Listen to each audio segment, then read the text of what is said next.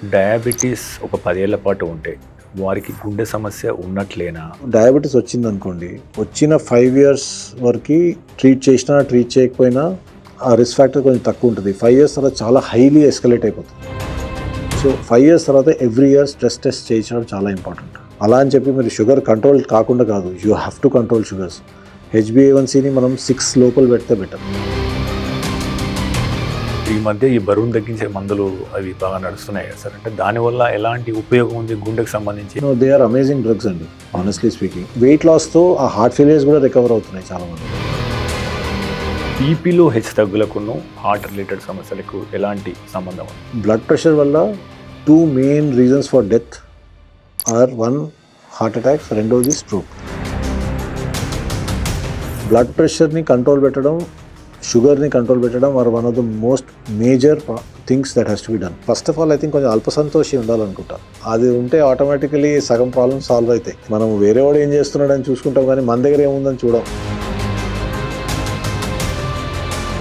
ఎవరో హైదరాబాద్లో ఒక ఇంట్లో కూర్చునైనా అతనికి ఛాతీ నొప్పి వస్తే బిర్యానీ ఆర్డర్ ఇవ్వడం వల్ల లేదా తినడం వల్ల వచ్చిన గ్యాస్ ట్రబులా, లేదా ఖచ్చితంగా వెంటనే హాస్పిటల్కి వెళ్ళాల్సిన గుండె నొప్ప అని ఎట్లా తెలియాలి? సడన్గా చెస్ట్ పెయిన్ వచ్చింది, భరించినంత పెయిన్, మొత్తం చెస్ట్ పట్టేసినట్టుంది, చెస్ట్ మీద ఏదో బరువు పెట్టినట్టుంది, లేదా కట్టేస్తే ఎట్లా ఫీలింగ్ ఉందో అది ఫీలింగ్ ఉందంటే అది గ్యాస్ వల్ల ఉంది. అది డెఫినెట్గా cardiac issue. Most of the time మనం డినయల్లో ఉంటాం, నాకెందుకు వస్తుంది, మోర్ కన్వీనియంట్ థింగ్ని అట్రిబ్యూట్ చేస్తాం. రెండోది, ఎప్పుడు మన పక్కనోడికి ప్రాబ్లం వస్తుందేమో కానీ మనకు రాదు అని అనుకుంటాం. సేమ్ సెల్సే ఉంటాయి మనలో, వాళ్ళు అందరిలో సేమ్ సెల్సే ఉంటాయి. So it is better to go and get checked ఒకసారి. ఏం లేదనుకోండి, మంచిదే. ఒకప్పుడు అంటే స్టంట్ అనేది బాగా కాస్ట్లీ ఉండే, ఆ తర్వాత ఇండియా దాన్ని ఏ రకంగా తగ్గించగలిగింది? Thanks to Kalam Raju stent. Kalam Raju stent వచ్చిన తర్వాత డెఫినెట్గా ప్రైసెస్ లెస్ దెన్ హాఫ్ అయిపోయింది. Before the present government it use to be around 1,80,000 rupees one stent. Same స్టెంట్ని స్టెంట్ రెగ్యులేషన్లో 35,000 తీసుకొచ్చారు. యాంజియోప్లాస్టీ జరిగిన తర్వాత సో కేర్ గివర్స్ ఉంటారు యాక్చువల్గా, సో వాళ్ళకు మీరు ఇచ్చే సలహా ఏంటి? ఎలా చూసుకోవాలి? డయట్ జాగ్రత్తగా ఉండాలి, ఎక్సర్సైజ్ రెగ్యులర్గా చేసుకోవాలి, షుగర్స్ కంట్రోల్లో ఉంచాలి, and tobacco has to be as complete no. టొబాకోలో చిన్న దొంగ పెద్ద దొంగ అని ఉండదు. నేను ఇంతే తాగుతాను అంత తాగుతాను, దొంగ దొంగే. Not only heart only, it is bad because it is the largest reason for cancer also. So once you start taking tobacco, it will affect every organ of your body. Please do not smoke. I urge all young people to first stop smoking. It's a very bad habit.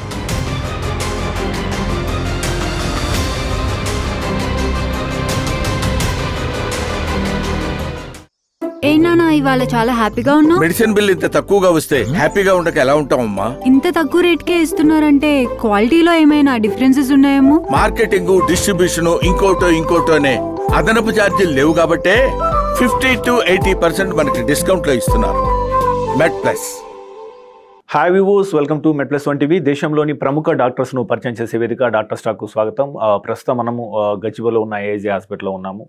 So మనతో ఉన్నారు almost ఒక 3 దశాబ్దాల పాటు అనుభవం ఉన్న అనుజ్ కపాడియా గారు. So అతను cardiologist, గత 3 దశాబ్దాలుగా సేవలు అందిస్తున్నారు. గతంలో మనకు యాక్చువల్గా హార్ట్ అటాక్ అనగానే పెద్దవాళ్ళకు వస్తుంది అన్న ఒక ఆలోచన వచ్చేది యాక్చువల్గా. బట్ ఇప్పుడు మనకు 30 ఏళ్ళకి కానీ 35 ఏళ్ళకి కానీ చాలా కేసులు మనం చూస్తున్నాం. సో ఈ ఎర్లీ ఏజ్లో హార్ట్ అటాక్స్ ఎందుకు వస్తున్నాయి? ముఖ్యంగా మనకు యాంజియోప్లాస్టీ చేసిన తర్వాత ఎలాంటి జాగ్రత్తలు తీసుకోవాలి, అదే రకంగా మన గుండెను పదిలంగా ఎలా ఉంచుకోవాలి అనే ప్రివెంటివ్ స్టెప్స్, సో ఎలాంటి ప్రివెన్షన్ తీసుకోవడం వల్ల గుండె జబ్బులు రాకుండా ఉంటాయి అనే అంశాన్ని తెలుసుకునే ప్రయత్నం చేద్దాం. డాక్టర్ గారు నమస్తే అండి. నమస్తే అండి, థ్యాంక్స్ ఫర్ హ్యావింగ్ మీ అండి. సో డాక్టర్ గారు, మీరు ఆల్మోస్ట్ ఒక 3 దశాబ్దాల పాటు ఈ రంగంలో ఉన్నారు. సో ఒకప్పుడు యాక్చువల్గా గుండె జబ్బులు అంటే మనం యాక్చువల్గా అంటే ముసలి వాళ్ళకి ఎక్కువ వస్తాయి, లేదా 60 ఏళ్ళు పైబడిన వాళ్ళకి గుండె సమస్యలు వస్తాయని చెప్పి భావించేవాళ్ళం. బట్ ఇప్పుడు ఆల్మోస్ట్ ఒక 25% of the cases are below 40 అలా కనబడుతున్నాయి యాక్చువల్గా స్టార్ట్స్ చూస్తా అంటే. సో అసలు ఏం జరుగుతోంది, ఏం మారింది యాక్చువల్గా? సో నెక్స్ట్ ఒక 10-20 ఇయర్స్లో ఇంకా ఏం జరగబోతోంది? So why the age is coming down? Basically ఇప్పుడు రిస్క్ ఫ్యాక్టర్స్ పెరిగిపోయినాయండి. Risk factors in terms of lifestyle చాలా చేంజ్ అయింది. ఇప్పుడు మనం చూస్తే మన గ్రాండ్ పేరెంట్స్ మనకన్నా హెల్తీ ఉండే, మన గ్రాండ్ పేరెంట్స్ కన్నా తక్కువ హెల్తీ ఉండే, మన పేరెంట్స్ కన్నా తక్కువ హెల్తీ ఉన్నాం. రీజన్ ఏంటంటే బేసిక్లీ మన హ్యాబిట్స్. ఇప్పుడు మన పేరెంట్స్, గ్రాండ్ పేరెంట్స్ చాలా ఫిజికల్ యాక్టివిటీ జరిగేది. ఇప్పుడు ఫిజికల్ యాక్టివిటీ ఎక్కడ ఉంది? మనం కార్లో కూర్చుంటాము, లిఫ్ట్లో పోతాం, కార్లో కూర్చుంటాం, మళ్ళీ అక్కడ కూడా బెంచ్ జాబ్ ఉంటుంది most of the time. Hardly any physical activity ఉంటుంది. సెకండ్, ఐ థింక్ కన్వీనియన్సెస్ చాలా. We're living in world of excess. అన్నీ చాలా ఎక్కువ ఈజీగా దొరికేస్తున్నాయి. ఒక బటన్ క్లిక్ చేస్తే మనకి ఫుడ్ ఇంటికి వచ్చేస్తూ ఉంది. ఇప్పుడు 25-30 year olds నైట్ షిఫ్ట్ చేసేటోళ్ళు వీళ్ళందరూ వస్తారు, బ్లడ్ ప్రెషర్స్ పెంచేస్తారు. మోస్ట్ ఆఫ్ దెమ్ అడిగితే వాళ్ళ Swiggy bills, Zomato bills 20,000, 15,000 per month ఉంటాయి. So almost 1 meal per day బయట నుంచి వస్తూ ఉంది. దాంట్లో సాల్ట్ ఎక్కువ ఉంటుంది, ఆయిల్ ఎక్కువ ఉంటుంది. అవి లేకుండా, టేస్ట్ లేకుండా మనం కొనంగా. సో అది that's one of the main reasons. Most of them ఇప్పుడు పొటాటో కాచెస్ అయిపోయి ఉన్నారు. తింటారు, పంటారు, ఎక్సర్సైజ్. ఇప్పుడు మీరు కేబీఆర్ వెళ్ళండి, ఆల్ దీస్ పార్క్స్ వెళ్ళండి, ఫుల్ ఉన్నాయి. బట్ వాళ్ళ పాపులేషన్ మొత్తం చూస్తే కూడా they are not even 1% of the population of the country. They are hardly anything. So that percentage only is exercising. Whereas the younger generation, మనకి ఎంత పెద్ద యంగర్ జనరేషన్ ఉంది, హార్డ్లీ ఎక్సర్సైజ్ ఉంది. So lack of exercise, improper diet, junk చాలా ఎక్కువైపోయింది. ఇవన్నీ reasons. And ఇప్పుడు 25-30 year old ఉన్న వాళ్ళు లాస్ట్ 15 years బ్యాక్ స్టార్ట్ చేసిన జంక్ వాళ్ళు, that is now developing in to this. Smoking పెరిగిపోయింది, డ్రగ్స్ పెరిగిపోయినాయి. ఈ అన్ని reasons for heart attacks. Okay. So doctor గారు, అంటే ఇప్పుడు హార్ట్ అటాక్ మనకి ఎక్కువ సమయం ఇవ్వేది, దాంతో సమస్య అది. సో సాధారణంగా ఇప్పుడు మీరు అన్నట్టు యాక్చువల్గా అంటే ఇప్పుడు ఎవరో హైదరాబాద్లో ఒక ఇంట్లో కూర్చునైనా, సో అతనికి ఛాతీ నొప్పి వస్తే ఇది నేను బిర్యానీ ఆర్డర్ ఇవ్వడం వల్ల లేదా తినడం వల్ల వచ్చిన గ్యాస్ ట్రబులా, లేదా ఖచ్చితంగా వెంటనే హాస్పిటల్కి వెళ్ళాల్సిన గుండె నొప్ప అని ఎట్లా తెలియాలి? దాని తేడాని మనం, ఆ సట్టల్ తేడాని మనం ఎట్లా గమనించాలి? 2 things. 1, ఇప్పుడు అప్పుడు ఉన్న సిచ్యువేషన్. రెండోది దాన్ని ప్రివెన్షన్. 2 things అండి. అప్పుడుకున్న సిచ్యువేషన్, సపోజ్ మీకు చెస్ట్ పెయిన్ వచ్చింది, మీకు నిద్ర నుంచి లేపింది మోస్ట్ కామన్లీ, అది సీరియస్గా తీసుకోవాలి. జనరలీ గ్యాస్ వల్ల కానీ, అసిడిటీ వల్ల కానీ మీకు నైట్లో మేల్కొరాదు దానివల్ల. రెండోది, మీకు మామూలుగా సపోజ్ కొన్ని రోజుల నుంచి నడుస్తూ ఉంటే, మెట్లు ఎక్కుతూ ఉంటే ఇబ్బంది అనిపిస్తుంది, తేడా అనిపిస్తుంది, ఆగాల్సి వస్తుంది. Those are important things. సడన్గా చెస్ట్ పెయిన్ వచ్చింది, భరించినంత పెయిన్, మొత్తం చెస్ట్ పట్టేసినట్టుంది, చెస్ట్ మీద ఏదో బరువు పెట్టినట్టుంది, లేదంటే కట్టేస్తే ఎట్లా ఫీలింగ్ ఉందో అది ఫీలింగ్ ఉందంటే అది గ్యాస్ వల్ల ఉండదు. అది డెఫినెట్గా కార్డియాక్ ఇష్యూనే. మనము పక్కనున్న, ఇప్పుడు I think number of hospitals పెరిగిపోయినాయి, డయాగ్నోస్టిక్ సెంటర్స్ పెరిగిపోయినాయి. ఆల్మోస్ట్ సిటీలో everybody can reach a point where they can at least get 1 ECG done. ఒక ECG చేయడంలో మనకి పెద్ద తేడా రాకూడదు. మోస్ట్ ఆఫ్ ద టైం మనం డినయల్లో ఉంటాం. నాకెందుకు వస్తుంది? మోర్ కన్వీనియంట్ థింగ్ని అట్రిబ్యూట్ చేస్తాం. గ్యాస్ ఇస్ మోర్ కన్వీనియంట్ అన్న హార్ట్ ప్రాబ్లమ్, రైట్? సో దానికి ఫస్ట్ అట్రిబ్యూట్ చేస్తాం. అది చేయొద్దు. రెండోది, ఎప్పుడు మన పక్కనోడికి ప్రాబ్లం వస్తుందేమో కానీ మనకు రాదు అని అనుకుంటాం. సేమ్ సెల్సే ఉంటాయి మనలో, వాళ్ళు అందరిలో సేమ్ సెల్సే ఉంటాయి. So it is better to go and get checked ఒకసారి. ఏం లేదనుకోండి, మంచిదే. రెండోది, ప్రివెంటివ్ ఆస్పెక్ట్. మనము ఇయర్లీ చెకప్స్ చేయిస్తూ ఉంటే మనకి ఈ ప్రాబ్లం ఎమర్జెన్సీ వచ్చే ముందు మనకు తెలిసిపోతుంది. మోస్ట్ ఆఫ్ దెమ్ ఏంటంటే తెలిసిపోతుందేమో, బయటికి ఏమైనా పడుతుందేమో అని చెప్పి పోరు. ఆర్ ఏందో హాస్పిటల్స్ కానీ డాక్టర్స్ కానీ కమర్షియల్గా ఏదో పైసలు చేయడానికి ప్రివెన్షన్ చేస్తున్నారు అనుకుంటారు. కానీ ఆ 5,000 రూపీస్తో మనకు తెలిసిపోయేది, మనం దాన్ని ముందు ప్రివెంట్ చేసుకుంటే తర్వాత లక్షలు స్పెండ్ అయ్యేది, లైఫ్కి థ్రెట్ అయ్యేది తగ్గిపోతుంది. సో అది, దట్ అవేర్నెస్ మన సొసైటీలో రావాలి. ఇప్పుడు బయట దేశాల్లో మీరు ఆ ప్రివెంటివ్ చెక్ చేయకపోతే మీ ఇన్సూరెన్సే ఇయ్యరు. ఆ సిస్టమ్ ఇండియాలో కూడా వస్తే overall health will be better. Mandatory health checkup ఉండాలి, ఉంటే తప్ప ఇన్సూరెన్స్ ఇవ్వకూడదు సర్టన్ ఇయర్స్. అప్పుడు things will get better. Doctor గారు, అంటే మమ్మల్ని అత్యంత భయపెట్టేది ఏంటంటే, సాధారణంగా ఆరోగ్యం బాగుండాలని చెప్పేసి మనకు ఇప్పుడు మీరు అన్న తర్వాత జిమ్కి వెళ్ళాలని అనుకుందాం ఫర్ సపోజ్. బట్ జిమ్లో వెయిట్లు ఎత్తినప్పుడు కుప్పగూలిన వాళ్ళని చాలామంది చూస్తున్నాము. ఈ సునీత కావచ్చు, లేదా ఇప్పుడు మనకి ఇక్కడ మేకప్ అట్టి గౌతమ్ కావచ్చు, లేకపోతే చాలామంది వెల్ బిల్ట్ బాడీ, సో జిమ్లో కొలాప్స్ అవుతున్నారు, లేదా బ్యాడ్మింటన్ కోర్ట్లో కొలాప్స్ అవుతున్నారు, వైల్ రన్నింగ్ కొలాప్స్ అవుతున్నారు. యాక్చువల్గా ఇవి బరువులు ఎత్తడానికి కానీ, జిమ్ములు చేయడానికి కానీ, లేదా ఏదన్నా వర్కౌట్ చాలా కాలం తర్వాత మొదలు పెడితే వాళ్ళు ఎటువంటి టెస్టులు లేదా ప్రికాషన్స్ తీసుకున్న తర్వాత మొదలు పెడితే బాగుంటుంది? దీనికి గల కారణాలు ఏమని మీరు భావిస్తున్నారు? So basically anybody who has risk factors, BP ఉంది, షుగర్ ఉంది, స్మోక్ చేస్తారు, ఫ్యామిలీలో హిస్టరీ ఉంది, వాళ్ళు రిగరస్ ట్రైనింగ్ యాక్టివిటీస్ ఏదైనా ఉండొచ్చు, రన్నింగ్ ఉండొచ్చు, జిమ్ ఉండొచ్చు, ఏమైనా స్పోర్ట్ యాక్టివిటీ స్టార్ట్ చేసే ముందు ఒక basic health checkup which should include a stress test in terms of a TMT or other stress test ఉన్నాయి. అది చేయకుండా అది చేయకపోవడం బెటర్. రెండోది, కొంతమంది చిన్న పిల్లల్లో మనం సడన్గా ఆడుకుంటా పడిపోవడం చూస్తాము. Those are congenital genetic problems అండి. అవి అందరిలో మనం చెక్ చేసినా బయటపడవు. Those are somethings which are left to fate some times. But వాళ్ళలో కూడా ఫ్యామిలీలో సడన్ డెత్స్ ఉన్నాయి ఆర్ సడన్ కార్డియాక్ ఇష్యూస్ ఏమైనా ఉన్నాయంటే వాళ్ళు కూడా చెకప్ చేసిన తర్వాత రిగరస్ యాక్టివిటీ తీసుకుంటే better. Actually Cameroon football players around 10-15 years ago on field during World Cup died. There's something called as hypertrophic cardiomyopathy. దానివల్ల అయింది ఆయనకి, అది పోస్ట్మార్టంలో తెలిసింది. బట్ బేసికలీ వాళ్ళ ఫ్యామిలీలో హిస్టరీ ముందు ఉండింటే ఆయన చెకప్ చేయించుంటే ఈ ప్రాబ్లం వచ్చేది కాదు.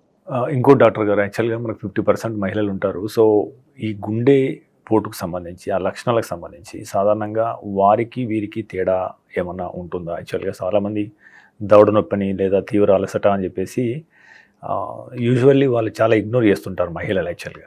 సో మీరు మీ అనుభవంలో గమనించిన అంశాలు ఏంటి? So when we were studying maybe 25 years back, 25-30 years back, అప్పుడు there used to be something called as risk factors for heart disease. దానిలో women less than 50 or menopause ముందు అండ్ మెనోపాజ్ తర్వాత అని చెప్పి ఒక డిస్క్రిమినేషన్ ఉండేది. బిఫోర్ మెనోపాజ్ వాళ్ళలో oestrogen ఎక్కువ ఉంటుంది కాబట్టి వాళ్ళకి కార్డియాక్ ప్రాబ్లమ్స్ నుంచి, బ్లడ్ ప్రెషర్ నుంచి ప్రొటెక్షన్ ఉండేది. పోస్ట్ మెనోపాజ్ ఈస్ట్రోజన్ తగ్గిపోయిన తర్వాత వాళ్ళలో కూడా cardiac problems would be equal to men. ఇప్పుడు అలా లేదు. ఇప్పుడు women are also smoking equally, women are living more stressful lives than before. వాళ్ళు కూడా అంతే పని చేస్తున్నారు. వాళ్ళు కూడా ఇన్ఫ్యాక్ట్ వాళ్ళకి ఇంటి పని కూడా ఉంటుంది, ప్లస్ బయట వర్క్కి వెళ్తారు. So they are living metrosexual lives. They are also smoking. They are having alcohol. So the protection from that estrogen has now become equal to men now. So వాళ్ళలో కూడా మేము pre-menopause we are seeing heart attacks. విమెన్లో heart attacks రాదు అని ఆ థాట్లో వాళ్ళు కూడా neglect చేస్తారు చాలాసార్లు. మస్కులర్ పెయిన్ ఉండొచ్చు అని పట్టించుకోరు. వాళ్ళ arteries normally by virtue of physiology కూడా చిన్నగా ఉంటాయి. సో వాళ్ళలో అటాక్స్ వస్తే the severity of attacks is higher. వాళ్ళు డిలేడ్గా రీచ్ అవుతారు హాస్పిటల్ చాలాసార్లు. They give precedence to the family more than themselves. అక్కడ తేడా వస్తుంది. సో నెగ్లెక్ట్ అవుతుంది. సో దానివల్ల వాళ్ళ డిజీజ్ చాలా ఎక్కువ ఉంటుంది చాలాసార్లు. బీపీలో హెచ్చు తగ్గులకును యాక్చువల్గా అంటే కార్డియాలజీ రిలేటెడ్ సమస్యలకి ఎలాంటి సమస్యలు ఉన్నాయి? ఎందుకంటే కొంతమంది ఇప్పుడు మధ్యతరగతి కుటుంబాలు కొద్దిగా తలనొప్పి రాగానే సాడనేసి పడుకుంటారు, లేదు టెన్షను అని చెప్పేసి అనుకుంటారు యాక్చువల్గా. బట్ ఇది డాక్టర్ దగ్గరికి వెళ్ళాల్సిన సమస్య అని ఎట్లా తెలుస్తుంది? అంటే బీపీకిను హార్ట్ రిలేటెడ్ సమస్యలకు ఎలాంటి సంబంధం ఉంది? BP is one of the major risk factors for heart problems అండి. అంటే బ్లడ్ ప్రెషర్ వస్తే ఏమవుతుంది, ఫస్ట్ మన ఆర్టరీలో వాల్ టెన్షన్ పెరుగుతుంది. ఆ వాల్ టెన్షన్ పెరిగే కొద్దీ ఆ హార్ట్ ఆర్టరీస్ థిక్ అవ్వడం స్టార్ట్ అవుతాయి. థిక్ అవ్వడం స్టార్ట్ అవ్వగానే దాని క్యాలిబర్ తగ్గిపోయి సర్క్యులేషన్ తగ్గుతుంది. సో బ్లడ్ ప్రెషర్ వల్ల 2 main reasons for death are, 1 heart attacks, రెండోది stroke. Actually stroke more than heart attacks. So blood ప్రెషర్ని కంట్రోల్ పెట్టడం, షుగర్ని కంట్రోల్ పెట్టడం are one of the most major things that has to be done. BP of less than 140 systolic, diastolic less than 90 maintain చేసుకోవడం చాలా important. దానికోసం medication రెగ్యులర్గా వాడాలి. But medication ఒకటే కాదు, లైఫ్ స్టైల్ చేంజ్ చేసుకోవాల్సి ఉంటుంది. సాల్ట్ తగ్గించాలి. చాలామంది ఏమవుతుందంటే మేము రాక్ సాల్ట్ తింటున్నాం అని చెప్పేసి తింటూనే ఉంటారు. That also has same amount of sodium. ఆ సోడియం లెవెల్ సేమే ఉన్నాయి దానిలో కూడా. So it's not going to matter. At the end of the day తగ్గించాలి. మేము సాల్ట్ తక్కువ తింటున్నామని బయట నుంచి ఫుడ్ వస్తుంది. ఆ బయట ఉన్న ఫుడ్లో సాల్ట్ ఎక్కువే ఉంటుంది, లేదంటే it will not work for them. So ఇవన్నీ కొంచెం జాగ్రత్త చూసుకోవాల్సి ఉంటుంది. ఫ్రూట్స్ ఎక్కువ తినడం, వెజిటబుల్స్ ఎక్కువ తినడం, దాంతో ఆటోమేటిక్లీ బ్లడ్ ప్రెషర్స్ కూడా సెటిల్ అవుతాయి. సో అంటే ఇప్పుడు ఇంకొక మెయిన్ కాజ్ ఏంటంటే డయాబెటీస్ సార్. యాక్చువల్గా ఇప్పుడు మనం డయాబెటీస్ క్యాపిటల్ ఆఫ్ వరల్డ్ అని చెప్పేసి అంటాము. So almost 13 crore people are suffering with diabetes in India. So మళ్ళీ ఇంక్రీజ్ అవుతూ ఉంది యాక్చువల్గా. సో డయాబెటీస్ ఒక 10 ఏళ్ల పాటు ఉంటే వారికి గుండె సమస్య ఉన్నట్లేనా? సో మనం ఎట్లా నిర్ధారించుకోవాలి, ముఖ్యంగా డయాబెటీస్ ఉన్నవారు? అంటే మీలాంటి అనుభవైన డాక్టర్ నుంచి కోరుకుంటారు అంటే ఎట్లా ఉంటే నాకు హెల్త్ బాగుంటుంది ఫ్యూచర్లో గుండె రిలేటెడ్గా సమస్యలు రావు అట్లీస్ట్ అని చెప్పేసి? అంటే ఆనెస్ట్లీ ఆ 13 crore will be under estimated అండి. చాలా ఎక్కువ ఉంటుంది ఇంకా దానికన్నా, ఎందుకంటే మన దగ్గర ఇంకా సిస్టమ్స్ అందరినీ చెక్ చేసే పరిస్థితి లేదు. సో ఇట్లా ఇంకా దానికన్నా ఎక్కువే ఉంటుంది యాక్చువల్లీ, ఆనెస్ట్లీ స్పీకింగ్. రెండోది, ఇప్పుడు డయాబెటీస్ వచ్చింది అనుకోండి, వచ్చిన 5 years వరకు మనము ట్రీట్ చేసినా ట్రీట్ చేయకపోయినా ఆ రిస్క్ ఫ్యాక్టర్ కొంచెం తక్కువ ఉంటుంది. 5 years తర్వాత చాలా హైలీ ఎస్కలేట్ అయిపోతుంది. సో 5 years తర్వాత ఎవ్రీ ఇయర్ స్ట్రెస్ టెస్ట్ చేయించడం చాలా ఇంపార్టెంట్. అలా అని చెప్పి మరి షుగర్ కంట్రోల్ కాకుండా కాదు, you have to control sugars. HbA1cని మనం 6 లోపల పెడితే బెటర్. 6 కన్నా దాటిందంటే దట్ మీన్స్ ఇంకా కూడా మనకి కంట్రోల్ చేయడానికి స్కోప్ ఉంది, 1. రెండోది, 6 కన్నా ఎక్కువ ఉంటే ఆటోమేటికలీ అది లాంగ్ టర్మ్లో రక్తాలు నేరో అవ్వడం మొదలైతాయి. By end of 10 years they say at least 50% of డయాబెటిక్స్లో సమ్ ఆర్ ది అదర్ ఆర్టరీస్లో బ్లాకేజెస్ డెవలప్ అవ్వడం స్టార్ట్ అవుతుంది. బై 10th year జనరలీ మేము అందరికీ 10 years వచ్చిందంటే డయాబెటీస్ తర్వాత జనరలీ CT స్కాన్ అన్నా మినిమం చేయమని చెప్తాము. So that we know that ఏమైనా ప్రాబ్లం ఉన్నా దాన్ని మనం ట్రీట్ చేయొచ్చు, స్టెంట్ కానీ బైపాస్ కానీ whatever is necessary. Suppose problem లేదు, బ్లాకేజెస్ హార్డ్లీ 30, 40, 50% ఉన్నాయి, దాన్ని మనం అగ్రెసివ్గా ట్రీట్ చేయాల్సి ఉంటుంది. సో దట్ అవి ఇంకా ప్రోగ్రెస్ కాకుండా ఉండాలి. So 1 is for treatment, 1 is for prevention of any emergencies. So you can escalate medication. There are new drugs that have come to reduce the plaque burden. Repatha ani, inclisiran ani avani చాలా వచ్చాయి. దాంతో LDL levels తగ్గించాలి, sugar levels తగ్గిస్తాము. చాలా aggressive medicines వచ్చాయి ఇప్పుడు, which are good. So దాంతో కూడా ప్రివెన్షన్కి పనికి వస్తుంది. అంటే సార్ ఇప్పుడు ఈ మధ్య ఈ బరువును తగ్గించే మందులు అవి బాగా నడుస్తున్నాయి కదా సార్, అంటే దానివల్ల ఎలాంటి ఉపయోగం ఉంది గుండెకు సంబంధించి? ఎందుకంటే బరువు తగ్గడం వల్ల, డయాబెటీస్ తగ్గడం వల్ల అంటే మనకు ఏమన్నా పాజిటివ్ రిజల్ట్స్ కనబడుతున్నాయా, ఎట్లా ఉంది? No, they are amazing drugs అండి, honestly speaking. If they are used in the right people for the right thing, జాగ్రత్తలన్నీ కరెక్ట్గా తీసుకొని మనం వాడితే ఇట్స్ అ గ్రేట్ బూన్. అంటే I have some patients who have lost even 25 kgs, 28 kgs over period of 1.5 year. వాళ్ళు diabetes revert అయిపోయింది. Okay. వాళ్ళు CPAP machine, snoring కోసము స్లీప్ మెషిన్ వాడేవాళ్ళు, పోయింది. వాళ్ళ బ్లడ్ ప్రెషర్స్ నార్మలైజ్ అయిపోయినాయి. They are living completely normal lifes with only that 1 injection now. So it makes a huge difference. ఇప్పుడు ఏమవుతుంది, వెయిట్ పెరుగుతూ ఉంటుంది, మన గుండె అయితే అదే సైజు ఉంటుంది, దాని మీద లోడ్ పెరుగుతుంది, ఆటోమేటికలీ చాలామందికి హార్ట్ ఫెయిలియర్ డెవలప్ అవ్వడం అవుతుంది. వెయిట్ లాస్తో ఆ హార్ట్ ఫెయిలియర్స్ కూడా రికవర్ అవుతున్నాయి చాలామందిలో. బాడీలో ఫ్లూయిడ్ కంజెషన్ తగ్గుతూ ఉంది. So these are great benefits of that. అలా అని చెప్పి some people can't tolerate it, వాళ్ళకి గ్యాస్ట్రిక్ సైడ్ ఎఫెక్ట్స్ చాలా ఎక్కువ వస్తాయి. దాని ముందు కొంచెం థైరాయిడ్ చెక్ చేసి చేయాలి, ఎందుకంటే దానిలో some people have some thyroid side effects. So అవన్నీ మనం రొటీన్ చెకప్స్ మాత్రం మధ్య మధ్యలో చేస్తూ ఉండాలి. సో దట్ దాని సైడ్ ఎఫెక్ట్స్ ఏం లేవు కదా చూసుకోవడానికి, but benefits are more than the side effects. అంటే ఇప్పుడు ఈ ఓజంపిక్ కావచ్చు, మంజారో కావచ్చు, సో అంటే ఇప్పుడు రైట్ నౌ మనకు ఇది ఆల్మోస్ట్ కాపీరైట్ కూడా అయిపోయినట్టుంది మనకు. అంటే ఇది ఇప్పుడు నెక్స్ట్ ఇప్పుడు బాగా విరివిగా రేట్ తగ్గినాయండి, ఆల్రెడీ చాలా తగ్గిపోయినాయి. Earlier it use to be around 30,000 a month, ఇప్పుడు 2,000 a month లో అయిపోతుంది. ఓకే, చాలా తగ్గిపోయింది. నెక్స్ట్ 5 years లో అంటే మీరు ఎటువంటి చేంజెస్ వస్తాయని? It will become a routine drug అండి. It will become like a routine drug for people who are obese, with or without diabetes, and who have cardiac issues. It will become a big revolution actually. It will definitely be a good drug to use. Great. So ఇంకోటి doctor గారు, అంటే గుండెకు సంబంధించి వచ్చినప్పుడు cholesterol గురించి మాట్లాడతాం యాక్చువల్గా. So cholesterol గురించి మనం సామాన్యులకు వివరించడానికి, సో అంటే వాట్ ఈజ్ కొలెస్ట్రాల్, ఇది గుండె ప్రవాహాన్ని ఏ రకంగా అడ్డుకుంటుంది అనే అంశాన్ని మనం హైదరాబాద్ ట్రాఫిక్తో పోల్చండి ఒకసారి. అంటే ఇది స్లోగా ట్రాఫిక్ను మూవ్ చేసే పద్ధత, లేదా ఏదైనా యాక్సిడెంట్ అయినప్పుడు పూర్తిగా బ్లాక్ అయ్యే పద్ధత, సో తర్వాత ఎట్లా క్లియర్ చేస్తారు, సో ఇట్లా కొద్దిగా లేమన్ లాంగ్వేజ్లో వివరించండి. Basically cholesterol is like a very thick oil. So your vehicle will not move well if the oil is very thick also. పాత ఆయిల్ లాగా. సో దానిలో గుడ్ ఆయిల్స్ ఉన్నాయి, బ్యాడ్ ఆయిల్స్ ఉన్నాయి. Good oil is HDL. ఆ బాడీని కరెక్ట్గా lubricated పెడుతుంది.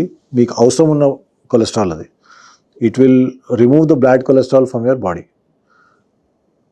LDL and VLDL triglyceride are the bad cholesterol. అది మీ ప్రతి ఆర్గన్లో డిపాజిట్ అవ్వడం స్టార్ట్ అవుతుంది. లివర్లో డిపాజిట్ అవుతే ఫ్యాటీ లివర్ అంటాము, ఆర్టరీస్లో డెవలప్ అవ్వడం స్టార్ట్ అవుతే ప్లాక్స్ అని చెప్తాము. ఆ ప్లాక్స్ మోర్ దెన్ 70% అవుతాయి. It could be anywhere, could be హార్ట్లో, బ్రెయిన్లో, మీ కిడ్నీ ఆర్టరీస్లో, కాళ్ళ ఆర్టరీస్లో ఆ బ్లాకేజెస్ డెవలప్ అయ్యి దాని సిమ్టమ్స్ స్టార్ట్ అవుతాయి. సో ఎల్డిఎల్ని మనము as low as possible maintain చేయడం better. Initially when you are studying 130 ఉండేది, దాని 5 years తర్వాత 100 అయింది, ఇప్పుడు దాని తర్వాత 70 అయింది, ఇప్పుడు యాజ్ లో ఈజ్ బెటర్ అని ఉంది. సో ఆ కొత్త డ్రగ్స్ వచ్చాయని చెప్పాను కదా ఇందాక, ఇన్క్లిస్ట్రాన్ అని, దాంతో ఎల్డిఎల్ని మేము ఈవెన్ 10-15 వరకు కూడా పుష్ చేస్తున్నాం. So there are patients I have whose LDL is around 15-20, which is good for them, and that is helping in reduction of the plaque burden also. So that is good, but dan problem ఏంటంటే it's a pretty costly drug. So everybody cannot afford it, but for people who can afford it and who require it, it is a very good drug to have. So keeping LDL as low as possible, keeping HDL as high as possible is the best thing to do. It is like your traffic with multiple lanes. The traffic is smooth, right? Whereas a single track with somebody fighting with the other person, or you have a blockage over there because of some fellow falling down or an accident happening, is like your LDL. So keep your bad cholesterol, that is LDL, low. Keep your good cholesterol, that is HDL, high. That is the best thing, and that will happen only with proper diet and exercise. So proper diet means అంటే ఇప్పుడు అదొక సమస్య sir. Actually ఇప్పుడు మనం white rice ఎక్కువ తింటాము, biggest సమస్య. So white rice ఎక్కువ తింటాము మనం, 3 plates ఆఫ్ వైట్ రైస్ తింటే అసలు కార్బోహైడ్రేట్స్ ఎన్ని వస్తాయి అనేది, అంటే ఈ వైట్ రైస్కి ఉన్న ట్రైగ్లిజరైడ్స్కి ఏం సంబంధం ఉందనేది. సో మీరు అన్నారు కదా, so what is proper diet in terms of ఇది హార్ట్ హెల్త్కి సంబంధించి. సో మీరు డిఫైన్ చేయండి, ఎస్పెషల్లీ మన తెలుగు పీపుల్ తీసుకునే ఆహారాలతో పోలుస్తూ. వైట్ ఈస్ డేంజరస్ అంటారు ఇప్పుడు. Sugar, salt, all your rice, all your carbohydrates, these are basically all dangerous. So ఒక 30% to 40% of your diet has to be carbohydrate, because your energy levels కావాలి మీకు. But actually మన diet pattern చూస్తే, patient ఒకటి వస్తాడు, వాడిని అడుగుతాము sugars కంట్రోల్లో ఉండవు, మీరు కార్బోహైడ్రేట్ ఎక్కువ తీసుకుంటున్నారా అంటే, లేదు సార్ రైస్ ఆపేశాను అంటారు. బ్రేక్ఫాస్ట్ ఏంటి అంటే, సార్ 4 idlis తింటాను, లేదంటే దోశ తింటాను అంటారు. ఎక్కడి నుంచి వచ్చింది? అది రైసే కదా. So if you look at our diet of a normal South Indian diet, or even for that matter even a North Indian diet, North Indian, it will be either rotis, which is again carbohydrate, or puris or vadas or something. South Indian diet is majorly your idli, dosa, vada, all this is again meeku, it's all carbohydrate. అది మనం negate చేసేసి అక్కడ protein ఎక్కువ supplement చేసుకున్నాం అనుకోండి, could be paneer, could be your pesarattu, all these are all high protein food. అది మనం తినగలిగితే ఒక 30% ఆఫ్ యువర్ కార్బోహైడ్రేట్ డైట్ని అక్కడే మనం కట్ చేసినట్టు. నైట్లో స్వీట్స్ ఉంటాయి, ఒక్క స్వీట్ తింటాం అనుకుంటాం, it will be just small piece. అది మీ మొత్తం తినే రైస్ కన్నా ఎక్కువ క్యాలరీ ఉంటుంది దాంట్లో, అండ్ ఒకదాంతో మనం ఆపం, అది 2-3 అయిపోతాయి. సో అక్కడ లెక్క పోతుంది. సో ఇవన్నీ ఏంటంటే small things which you can, if you can say no to them, it will translate into better health. Your sugars will get control. It's a lust. Food is a lust, momentary lust. మీరు 4 days back ఏం lunch చేశారు మీకు గుర్తుండదు, ఎందుకంటే it's actually not important. అది మనం ఆ టైంలో నో చెప్పేస్తే సరిపోద్ది, మళ్ళీ దాని తర్వాత గుర్తురాదు అది. అవును, ఇంకా మన పెళ్ళిళ్ళకు లేకపోతే వేరే కాడికి పోయినప్పుడు సరే అదుపులో ఉండదు మనకు, ఓసారి ఏదంటే అది అంతే, మళ్ళీ అది ఒక ప్రెస్టీజియస్ అయిపోయింది. ఎన్ని భోజనాలు పెట్టినావు, ఎన్ని పెట్టినావు అంటే యూఆర్ అంటే జనాలు ఆరోగ్యం ఖరాబ్ చేసినట్టు. అంటే it is a personal thing. వాళ్ళు చేసిన అవైలబిలిటీ మన దగ్గర ఇప్పుడు ఎక్కడైనా ఉంది, మనకేం అవసరమో అది మనం చూస్ చేస్తాం. 7 కూర్చొని కూడా ఏదైనా తీసుకోవచ్చు కానీ. So it's become so easy no. Hi viewers, విలువైన విశ్వసనీయమైన ఆరోగ్య సమాచారాన్ని అందించడానికి మనం మెట్ప్లస్ 1 TVని ఏర్పాటు చేశాం. అనతి కాలంలోనే మనం 3 లక్షలకు పైగా సబ్స్క్రైబర్లు, అదే రకంగా 7 కోట్ల వ్యూస్ను సాధించుకున్నాం. మీ సహకారానికి ప్రత్యేక ధన్యవాదాలు. అయితే మన ఛానల్ చూస్తున్న వారిలో ఇప్పటికీ 94% పైగా మంది సబ్స్క్రైబ్ చేసుకోకుండానే చూస్తున్నారు. మీకు తెలుసు, మనం దేశంలో ఉన్న టాప్ డాక్టర్ను ఇంటర్వ్యూ చేస్తూ వస్తున్నాం. అదేవిధంగా అమెరికాలో ఉన్న టాప్ డాక్టర్స్ని ఎంతో మందిని ఇంటర్వ్యూ చేయడం ద్వారా మనం తెలుగులో ఎంతో విశ్వసనీయమైన ఆరోగ్య సమాచారాన్ని ఇస్తూ వస్తున్నాం. సో ఇలాంటి ఇంటర్వ్యూలు మరిన్ని చేయడానికి మాకు అవకాశం ఇవ్వడానికి మీరు ఛానల్ని సబ్స్క్రైబ్ చేసుకోండి. అదేవిధంగా ఈ ఛానల్ని సబ్స్క్రైబ్ చేసుకోవడం ద్వారా ఈ విలువైన సమాచారం ఏదైతే తెలుగులో ఉందో ఇది 10 మందికి చేరి వారికి కూడా ఉపయోగపడే అవకాశం ఉంటుంది. So please subscribe and watch మెడ్+1 టీవీ. ఇప్పుడు జెనెటిక్స్ విషయానికి వద్దాం యాక్చువల్గా. సో ప్రపంచ దేశాలతో పోలిస్తే భారత్లో ఒక స్పెషల్ జీన్ ఉంది, దానివల్ల ఇక్కడ గుండెపోట్లు ఎక్కువ వస్తాయి. యాక్చువల్గా మనము చేసిన అంటే ఏంది ఆ శాపం ఎందుకు మనం ముఖ్యంగా సౌత్ కానీ తెలుగు వాళ్ళకు ఉన్నది యాక్చువల్గా. సో ఇంకొకటి అంటే ఇప్పుడు ఒకవేళ జీన్స్ బాగాలేకున్నా కానీ అంటే ఇప్పుడు ఏంది జీన్స్ బాగాలేకపోవడం, తుపాకీని లోడ్ చేయడం అయితే మన లైఫ్ స్టైల్ ట్రిగ్గర్ నొక్కడం అని అంటారు యాక్చువల్గా. అంటే when genes are not good, మన లైఫ్ స్టైల్తోని మనం we can keep it under check. So అంటే దాని గురించి వివరించండి, how our genes are, so what are, ఎందుకు అసలు అట్లా జరిగింది, మనం what need to do. We are naturally selected with certain genes అండి, వేర్ మన హోమోసిస్టిన్ లెవెల్స్ ఎక్కువ ఉంటున్నాయి, మన ఎల్పి లైపోప్రోటీన్ ఏ లెవెల్స్ అంటున్నారు అవి ఎక్కువ ఉంటున్నాయి. We are genetically prone to have those genes which are expressed more. So ఆ లెవెల్స్ జనరలీ కూడా ఎక్కువ ఉంటున్నాయి. కొంతమందిలో చాలా హై ఉంటాయి. ఇప్పుడు సమ్ పీపుల్ కమ్ ఎల్పిఏ 200 పైన ఉంటుంది. అన్ఫార్చునేట్లీ ఇప్పుడు మేజర్ మెడిసిన్స్ లేవు దాన్ని కంట్రోల్ చేయడానికి. హోమోసిస్టిన్ అయితే మనం విటమిన్స్ అవన్నీ ఇస్తే కొంచెం హోమోసిస్టిన్ రివర్ట్ అవుతుంది. బట్ ఇవి మీ కొలెస్ట్రాల్ లెవెల్స్ని పెంచడంలో, మీ హార్ట్ ఆర్టరీస్ని థిక్ చేయడంలో చాలా ఇంపార్టెంట్ రోల్ ప్లే చేస్తాయి. సో దాన్ని చెక్లో పెట్టడం ఇంపార్టెంట్. ఇప్పుడు హోమోసిస్టిన్ కోసం మల్టీవిటమిన్స్ ఇచ్చేసి B12 ఫోలిక్ యాసిడ్ అవన్నీ ఇస్తే సెటిల్ అవుతుంది. లైపోప్రోటీన్ ఏకి మేజర్ మెడికేషన్ ఇంకా రాలేదు. ట్రై చేసిన మెడిసిన్స్ అన్నింటిలో చాలా సైడ్ ఎఫెక్ట్స్ ఉన్నాయని స్టాప్ చేశారు. బట్ దాన్ని నెగెక్ట్ చేయాలంటే బేసికలీ మనం డయట్ జాగ్రత్తగా చూసుకోవాలి, ఎక్సర్సైజ్ కరెక్ట్గా చేయాలి, lot of green leafy vegetables, fruits and less of carbohydrate and fatty food తింటే, మోర్ ఆఫ్ ప్రోటీన్ తింటే ఆటోమేటిక్లీ అది కొంచెం అట్లీస్ట్ చెక్లో ఉంటుంది. సో ఇంకో డాక్టర్ గారు యాక్చువల్గా అంటే సాధారణంగా గుండె సమస్యలకు ఒత్తిడి ఏ రకం కారణమవుతుంది అనేది ఇంకోటి ప్రధాన సమస్య. యాక్చువల్గా మన కార్పొరేట్ ప్రపంచంలో ఉన్నాము. సో అంతకుముందు ఇల్లు కట్టుకోవడం అంటే రిటైర్ అయిన తర్వాత ప్లాన్ చేసుకునేది యాక్చువల్గా. ఇప్పుడు జాబ్ వచ్చిన మొదటి నెలలో లేదా ఒక సంవత్సరంలో తీసుకుంటున్నారు, కారు తీసుకుంటున్నారు, ఈ స్టేటస్లు చూసి వారు అక్కడికి వెళ్ళారు వీళ్ళు ఎక్కడికి వెళ్ళారు అని చెప్పేసి పోల్చడం, క్రెడిట్ కార్డ్ మీద బతుకుతున్నాం. సో ఇవన్నీ ఉన్న తర్వాత ఈఎంఐ రాగానే అందరికీ ఓ రకమైన ఒత్తిడి వస్తుంది, జాబ్ ఉంటుందా పోతుందా అనే ఒత్తిడి. సో ఆ లైఫ్లో ఉన్నాం ఓ రకంగా. సో ఈ స్ట్రెస్ గుండె జబ్బులకు ఏ రకంగా కారణమవుతుంది అంటే ఒక ఎక్స్పీరియన్స్ డాక్టర్గా మీరు ప్రజెంట్ యువతకి ఇచ్చే సలహా ఏంటి? స్ట్రెస్తో ఏమవుతుంది, మనకి బాడీలో అడ్రినల్ లెవెల్స్ పెరుగుతాయి. ఆ అడ్రినల్ లెవెల్స్తో ఏమవుతుంది, మన హార్ట్ రేట్స్ పెరుగుతాయి, మన బ్లడ్ ప్రెషర్స్ పెరుగుతాయి. అవి పెరిగే కొద్దీ ఆటోమేటికలీ యువర్ స్ట్రెస్ రెస్పాన్స్ పెరుగుతూ ఉంటుంది. హార్ట్ రేట్స్ పెరగగానే ఆటోమేటిక్లీ మీకు మీ బ్లడ్ ప్రెషర్ పెరగగానే automatically that's a risk factor 1.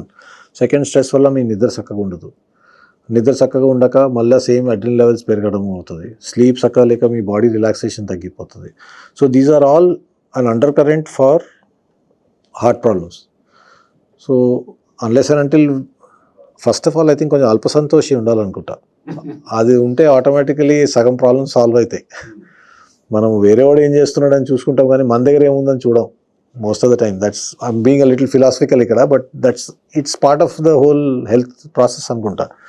So I think it's important to be content and be happy with what we have. అది ఉంటే automatically I'm not saying progress కావద్దని కాదు, ప్రోగ్రెస్ అవ్వాలి, కానీ it should not be so fast that you cannot cope up with it. నీ ప్రయత్నం నువ్వు చేయ ఫలితం మాత్రం బాగుంది కదలే, ఎట్లా ఉందా అది. Yeah, and too fast progress possible కూడా కాదు. అది ఆ దాంట్లో సగం మంది ఐ థింక్ తేడా పడతాడు. అంటే ప్రతిసారి అడ్రినల్ రష్ ఉండాలని కోరుకుంటే అవ్వదు. Everything cannot be a target. అంటే మీరేం చేస్తారు సార్ యాక్చువల్గా? అంటే మీరు అంటే ఈ ఒత్తిడిని జయించడానికి కానీ, సో కామ్నెస్గా ఉండడానికి కానీ, సో మీరేం చేస్తారు? So I start from evening 7:15, 7:30 I finish dinner. 9:30 I sleep. 4:30 I get up. 1.5 hour exercise చేస్తా. By 7 I'm in the hospital. 7 నుంచి I finish work by 5 o'clock. I'm back home. I again go for a walk. I study for some time, play with family, sleep. That's my regular day. One off times we go for a party. Sometimes social events ఉంటాయి, తప్పదు. But this is my regular lifestyle. So doctor గారు అంటే ఇప్పుడు ఈ stunt విషయానికి వద్దాం doctor గారు. అంటే ఒకప్పుడు అంటే స్టంట్ అనేది బాగా కాస్ట్లీ ఉండే. ఈ మనకు యాక్చువల్గా ఏపీజే అబ్దుల్ కలాం చొరవతోని, సో మీరు కూడా సోమవీరాజ్ గారితో పనిచేశారు కేర్ హాస్పిటల్లో. సో ఈ అనుభవాలు చెప్పండి యాక్చువల్గా. అంటే వన్స్ హౌ ఇట్ అంటే కాస్ట్ ఎట్లా ఉండేది, సో ఆ తర్వాత ఇండియా దాన్ని ఏ రకంగా తగ్గించగలిగింది. సో రైట్ నౌ ఎట్లా అవైలబుల్ ఉంది, సో ఇక్కడ ఉన్న స్టంట్స్ క్వాలిటీ ఎలా ఉంది, మనం ఎన్ని కంట్రీస్కు ఎక్స్పోర్ట్ చేస్తాం? యాక్చువల్లీ అమేజింగ్ ఉంది ఇప్పుడు situation. India in technology we're in a very good situation అండి. Thanks to Kalam Raju stent, it changed a lot of things. I was not in that era. That time, stent started in 1983 in the world, basically. అప్పుడు palmar short stents అని ఉండేవి. 8mm stents వచ్చాయి. Each 8mm stent that time 1983 use to cost almost 60,000 rupees that time. So ఒక్కొక్కరికి 8mm ఎవరికి సరిపోదు. So generally 5-6 stents పెట్టాల్సి వచ్చాయి, are 4 stents పెట్టాల్సి వచ్చాయి. ఇమాజిన్ చేయండి, ఆ టైంలో 3.5 lakhs is a lot of money. So అదొకటి. సెకండ్, కలాం రాజు స్టెంట్ వచ్చిన తర్వాత డెఫినెట్గా ప్రైసెస్ లెస్ దెన్ హాఫ్ అయిపోయినాయి. But that technology was not great that time, because that was the first technology. Automatically evolve అవుతుంది. సో దాన్ని తర్వాత అది స్టెంట్ని ఇవాల్వ్ చేసి లేటెస్ట్ టెక్నాలజీలోకి తీసుకొచ్చారు. ఇప్పుడు ప్రస్తుతానికి ఇండియన్ కంపెనీస్ చాలా హై ఎండ్ టెక్నాలజీ క్రియేట్ చేస్తున్నారు. చాలా మంచి టెక్నాలజీస్ వచ్చినాయి and they are doing lot of export to lot of European countries. ఇప్పుడు most of them CE mark ఉంది, యూరోప్లో చాలా వాడుతున్నారు కూడా. Third, I think with the present government, cost of stent అప్పట్లో when I was before the present government, it use to be around 1,80,000 rupees one stent. Same స్టెంట్ని stent రెగ్యులేషన్లో 35,000 తీసుకొచ్చారు. We still use those stents which are being used all across the world at 35,000 rupees here. Same quality. Indian stents now also are at the same 35,000 with the similar quality now. So we have great stents that have come in. Though ippudu inka Indian stents we anni trials levu, they are still doing because they are evolving now. But quality wise I think India is doing a good job. Still chala progress avvali. Technology wise చాలా progress అవ్వాలి, but we are getting there. We should be proud that we are getting there. So ఇది తెలుసుకున్నప్పుడు doctor గారు, అంటే మిగతా అంటే ఓవరాల్గా ఇప్పుడు యాక్చువల్గా హైదరాబాద్ ఈజ్ మనకి ఇక్కడ మెడికల్ టూరిజం బ్రహ్మాండంగా జరుగుతుంది. సో ఫస్ట్ నుంచి వెళ్ళి మనకు అన్ని విభాగాల్లో ఆల్మోస్ట్ మనకు అందరూ పేషెంట్స్ ఇంటర్నేషనల్ నుంచి వస్తున్నారు. సో గుండెకి సంబంధించి యాక్చువల్గా అంటే ఇప్పుడు మనం కూడా అత్యధికమైన AIG హాస్పిటల్లో ఉన్నాం. సో ఏ స్థాయిలో ఉన్నాం అంతర్జాతీయ స్థాయితో పోల్చుకున్నప్పుడు? అంటే ఈక్వల్ ఉన్నాం, we are equal. There is nothing that is not available or we are not doing compared to the best centres in the world. The only thing మనం ల్యాక్ చేసేది రీసెర్చ్. రీసెర్చ్ కొంచెం పెరిగితే ఆటోమేటికలీ ఇన్నోవేషన్స్ కూడా పెరుగుతాయి. ఇన్నోవేషన్స్ పెరిగే కొద్దీ మనం వాళ్ళకన్నా బెటర్ అవుతాం. ఇప్పుడు ఆ సేమ్ రీసెర్చ్, ఆ సేమ్ ఇన్నోవేషన్స్ చేసేటోళ్ళు ఇండియన్సే అక్కడ. అది మనం ఇక్కడ దాన్ని మనము గ్రోత్ చేయగలిగితే will be leaders in the world. Because మన దగ్గర వాళ్ళ దగ్గర లేనిది ఏముందంటే హార్డ్ వర్క్ ఉంది. అక్కడ కూడా పోయి చేసేటోళ్ళు మన వాళ్ళే. ఇక్కడ రీసోర్సెస్ ఉన్నాయి, మ్యాన్ పవర్ ఉంది మనకి. వాళ్ళకి అక్కడ మ్యాన్ పవర్ కూడా లేదు, మనకి ఉన్నంత మ్యాన్ పవర్ వాళ్ళకి లేదు. దాంతోపాటు రీసెర్చ్ ఇన్నోవేషన్ మన దగ్గర వచ్చిందంటే విల్ బి అన్బీటబుల్. ఓకే. సో మీ దృష్టిలో అంటే గుండె వైద్యానికి సంబంధించి ఫ్రమ్ ది లాస్ట్ అంటే మీకు 3 దశాబ్దాలుగా చూస్తున్నారు కాబట్టి, what are the milestones we have surpassed? అంటే గుండె వైద్యంలో వచ్చిన పెను మార్పులు గత 20 yearsలో ఏంటి, వచ్చే 10 yearsలో అంటే విత్ ద AI కావచ్చు, రోబోటిక్స్ కావచ్చు, ఇప్పుడు మనం ఇక్కడ కూర్చొని ఫిలిపీన్స్లో లేదా మిగతా దేశాల్లో ఆపరేషన్ కూడా చేస్తున్నాం యాక్చువల్గా. సో నెక్స్ట్ 10 yearsలో వచ్చే మార్పులు ఏంటి? సో లాస్ట్ 20 yearsలో ఏం జరిగింది, వచ్చే 10 yearsలో ఏమి అంచనా వేస్తుంది? ఆనెస్ట్లీ ఇప్పుడు ప్రస్తుతానికి compared to 25-30 years ago to now, it is the best time to be a cardiologist. Reason చెప్తాను. స్టెంట్స్ వచ్చాయి 1983లో. బై 2007-8 4th generation వచ్చినాయి. చాలా థిన్ స్ట్రట్స్ వచ్చాయి, రీనారోయింగ్ ఛాన్సెస్ తగ్గిపోయినాయి. అది అక్కడ వచ్చే ఒక చోట ఆగింది అది. దాని తర్వాత ఇప్పుడు మనము స్ట్రక్చరల్ హార్ట్ ఇంటర్వెన్షన్స్ అంటాం, వేర్ ఇదివరకు చేసే బైపాస్ సర్జరీస్ చేసి వాల్వ్ రీప్లేస్ చేయడం అవన్నీ ఇప్పుడు చిన్న సూత్తో చేస్తున్నాం. దాన్ని టావర్ అంటాము, మైట్రా క్లిప్ అంటాము. వాల్వ్ రీప్లేస్మెంట్స్ వితౌట్ మినిమల్ యాక్సెస్తో చేసేస్తున్నాము. అది కాకుండా ఇప్పుడు ఓపెన్ సర్జరీ అన్నా ఇప్పుడు రోబోటికలీ చేసేస్తున్నాము. రోబోట్స్తో కూర్చొని మనం చేసేస్తాము. ఆర్ మినిమల్ యాక్సెస్ ల్యాప్రోస్కోపికలీ ఇప్పుడు అపెండిక్స్ ఎలా ఉండేదో ఇప్పుడు heart bypass surgeries, valve replacements అన్నీ కూడా చిన్న జస్ట్ ఒక 1.5 ఇంచ్ కట్తో చేసేస్తున్నాం without even cutting the bone. ఇదివరకు బైపాస్ అయితే patient used to be in hospital for 10 to 12 days. ఇప్పుడు 4th day ఇంటికి వెళ్ళిపోతున్నాడు. నెక్స్ట్ డే ఇప్పుడు ఇవాళ సర్జరీ అయిందో రేపు next day morning he will be walking. Same day within 4 hours ఆ వెంటిలేటర్ తీసేస్తున్నాం. So these are things that have changed for people's comfort and even higher risk people. ఇప్పుడు 90-year-old, 92-year-olds, 95-year-olds where we used to write off అయిపోయింది, వయసు వచ్చేసింది. ఇప్పుడు మన life expectancy పెరిగే కొద్దీ people are healthier. There are lot of people who are 85-88-year-olds who come walking to hospital just like that and they are doing their normal work. వాళ్ళకు కూడా treatment ఇవ్వాలి కదా. Same thing 20 years back 65-70 retirement అయిపోయిందంటే అయిపోయింది life, పిల్లలు పెళ్ళి అయిపోయింది, నేను ఇల్లు కట్టేసిన, నా పని అయిపోయింది, నాకేమైనా పర్వాలేదు అని ఉండేది. ఇప్పుడు అట్లా లేదు. Even 70 I operated on ex-governor of Andhra Pradesh, 91-year-old. We replaced his valve with just a small needle. 3rd day he went home and he's living a completely normal life. He's active in politics even now. So which is a great thing that technology has changed. So our structural heart interventions ఇప్పుడు చేయింది. Future అంటారా, artificial intelligence is going to play a big role. We are already doing a lot of trials where with AI we are now ఇప్పుడు machine learning చేపిస్తున్నాము. We are feeding to the machine our technology and all that. ఇంకొక 5 yearsలో అది ripen up అవుతుంది. అప్పటికి మనకి data వస్తుంది, world wide data వస్తుంది, మన data వస్తుంది.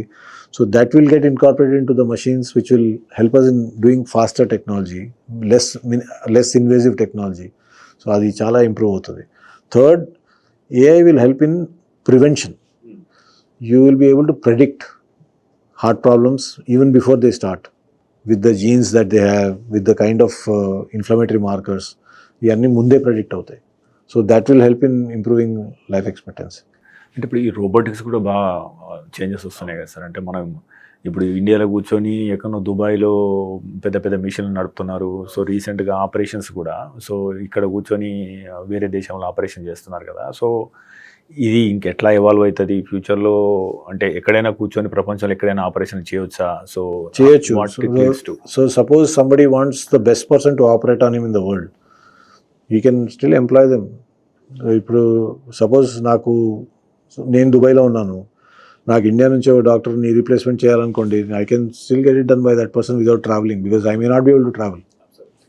So it will be a great thing to actually happen. So doctor గారు, అంటే మీ ఎవ్రీడే లైఫ్లో అంటే ఒక్కోసారి నిర్ణయాలు తీసుకోవడంలో అంటే చాలా కీలకం, సరైన సమయంలో సరైన నిర్ణయాలు తీసుకోవాల్సి వస్తుంది. అంటే అతను వచ్చాడు, సో అతనికి బైపాస్ చేయాలా లేదా యాంజియోప్లాస్టీ చేయాలా అనే నిర్ణయాలు ఏ అంశాల మీద ఆధారపడి ఉంటాయి, ఎలా తీసుకుంటారు యాక్చువల్లీ? సో దీనిలో ఒకటేమో ఎన్ని రత్నాల్లో ఎన్ని చోట్ల బ్లాక్స్ ఉన్నాయో తెలుసుకోవాలి. దాంట్లో కూడా సపోజ్ ఒక 45-50-year-old వచ్చాడు, ఇంకా 85-year-old వచ్చారు, ఆయనకి ఇదివరకు ఆల్రెడీ స్ట్రోక్ వచ్చిందో లేదంటే కిడ్నీ ఇష్యూస్ ఉన్నాయనుకోండి, అక్కడ మేము రిస్క్ అండ్ బెనిఫిట్ రేషియో చూస్తాం. రిస్క్ ఎక్కువ ఉంది, బెనిఫిట్ తక్కువ ఉంది అనుకుంటే వాళ్ళలో మనం స్టెంట్స్ పెట్టేస్తాం. రిస్క్ తక్కువ ఉంది కాకపోతే బెనిఫిట్ ఎక్కువ ఉంది, అక్కడ రిస్క్ తీసుకోవడము విచ్ ఇస్ ఓకే. సో అలాంటి వాళ్ళకి మేము సర్జరీకి పంపిస్తాం. సో అది ఇండివిజువల్ బేసిస్ మీద వి టేక్ అ డిసిషన్. ఎందుకంటే ప్రతి ఒక్కరిది బాడీ సిచ్యువేషన్ వేరే ఉంటుంది. Suppose some person cannot walk much, surgery అయిన తర్వాత ఎక్సర్సైజ్ చేయలేకపోతే మళ్ళీ ఇన్ఫెక్షన్స్ వస్తాయి. సో వాళ్ళలో మేము we will try to do minimal things and see to it that is comfortable. Life wise we are taking care.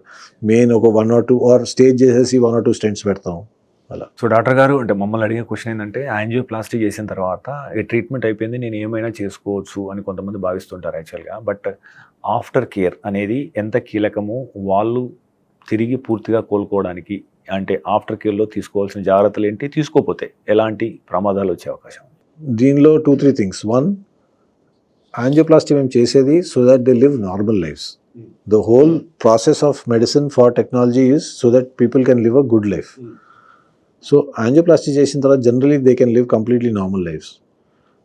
So ఎలా ఉంటుందంటే, ఇవాళ సపోజ్ యాంజియోప్లాస్టీ చేశాను, రేపు కానీ ఎల్లుండి డిపెండింగ్ ఆన్ సిచ్యువేషన్ డిశ్చార్జ్ చేస్తాం. డిశ్చార్జ్ చేసిన తర్వాత generally we ask them to take rest at home for 1 week. Bed rest కాదు, నడవచ్చు, అన్నీ చేసుకోవచ్చు. బట్ జనరలీ మెడికేషన్ కొత్తగా ఉంటాయి, ఎలా ఉందో అవన్నీ చెక్ చేసి 1 week తర్వాత పిలిచి ఒకసారి చెకప్ చేస్తాము. అంత బాగానే ఉందంటే they get back to work. Complete they can go back to work. Other than majorly lifting weights, we ask them to do everything normally. అది అయిపోయిన తర్వాత we call them after 1 month. 1 month తర్వాత they can live a completely normal life అండి. They can drive their vehicles, they can socialize, they can do everything. That is the social aspect of it. Personal level 3 main things. Diet has to change, medicines have to be taken on time, exercise has to be done. ఈ 3 things correctగా చేస్తే generally nothing goes wrong. Now in these so many years of practice, I'll put it this way. There are patients I have angioplasty even 20-22 years back. There are 2 ways. One, somebody who has taken care of themselves.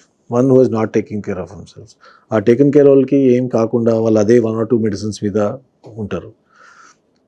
People have not taken care, multiple blocks అయినాయి, మళ్ళీ stents అయి ఉన్నాయి, కొంతమంది pumping week అయిపోయింది, కొంతమందికి strokes వచ్చినాయి. So now I am seeing that bifurcation happening of my own patients who have taken care and not taken care.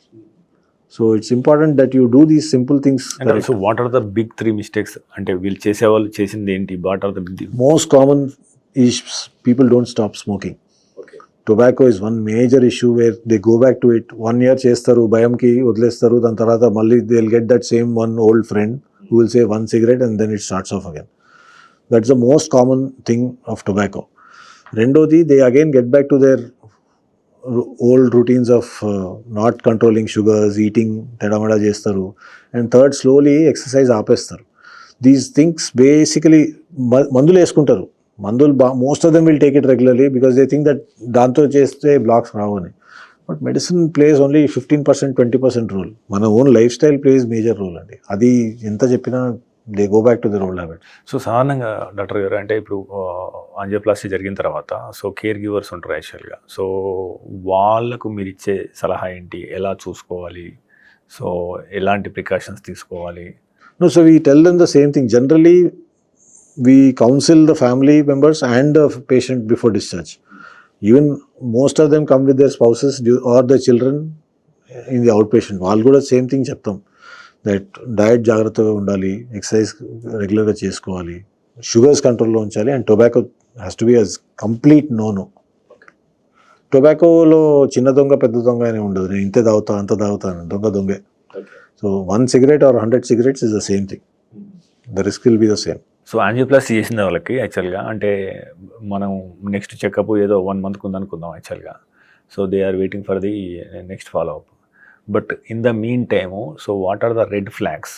ఒకవేళ ఎటువంటి లక్షణాలు వస్తే they rush to hospital. If they develop the same kind of pain which they had before the angioplasty, if they develop undue shortness of breath, breathlessness చాలా ఎక్కువైపోతుంది, పడుకుంటే ఆయాసంతో లేచి కూర్చోవాల్సిన అవసరం పడుతుంది, ఆర్ కాలు వాస్తూ ఉన్నాయి, అన్యూజువల్ సిమ్టమ్స్ డెవలప్ అవుతున్నాయి, ఇమీడియట్గా హాస్పిటల్ వచ్చేయడం బెటర్.